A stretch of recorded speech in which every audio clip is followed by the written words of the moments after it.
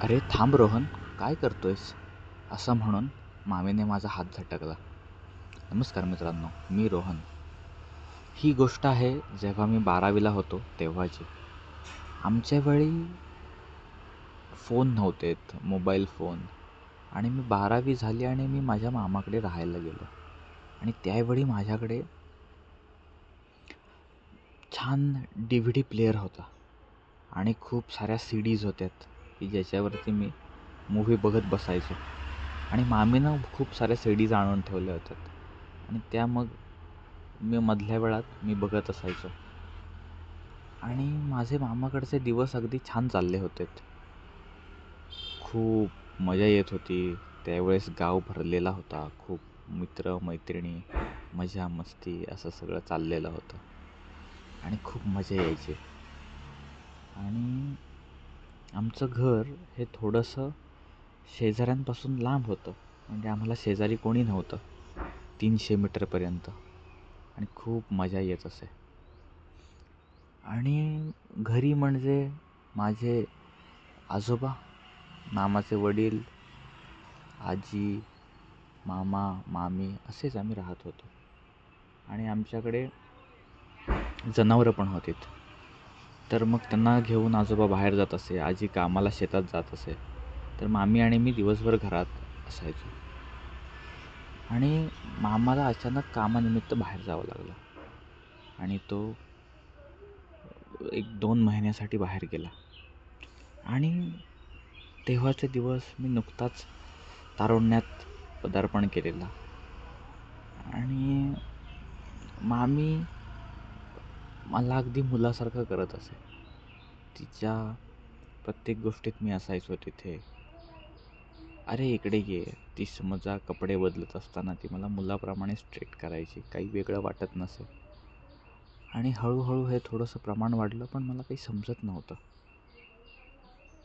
त्यातले इशारे किंवा ती काय करते. आणि मला पण असं झालं की मी आत्ता काय करू.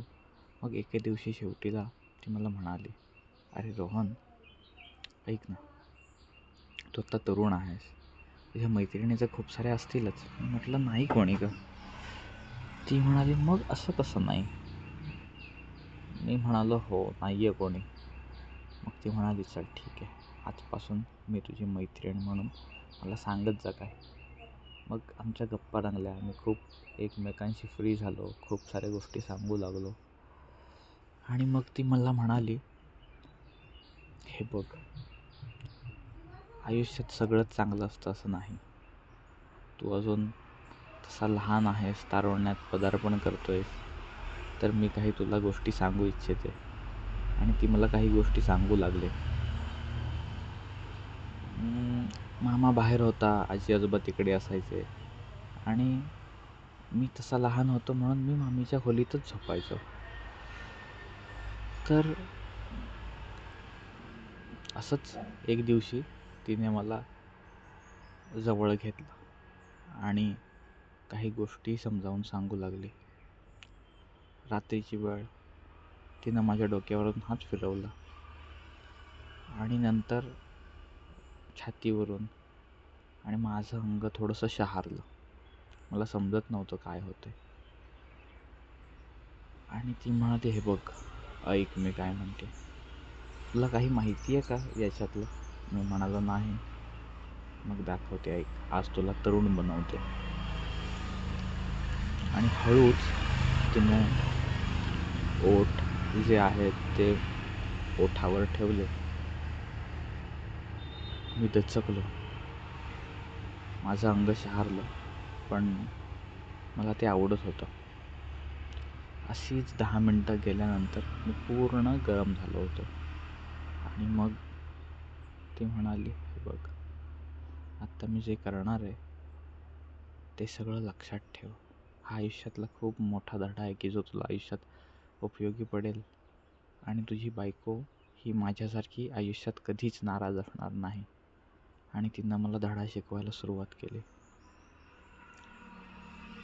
तिनं आधी तो थोडासा कुरवाळला, मग हळूच तो मोठा झाला.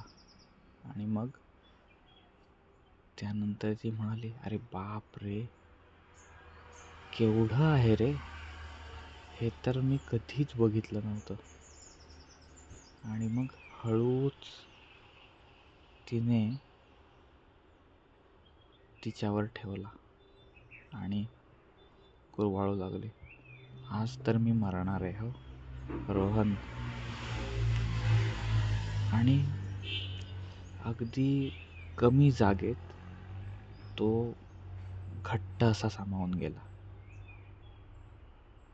मी गरमच झालो होतो आणि आतमध्ये जाताच जणू काय गरम अशा फवारा आणि खूप जास्त काही माझ्या शरीरातून बाहेर पडतंय असं जाणवलं आणि गरम फवारा बाहेर निघाला. मला काही समजत नव्हतं आणि मी अगदी गळून पडल्यासारखं झालं. ती म्हणाली, पहिलीच वेळ आहे ना, होतं असं रोहन, ठीक आहे, मी तुला समजावून सांगते. आणि पुढे काय झालं हे ऐकण्यासाठी दुसरा भाग नक्की बघा.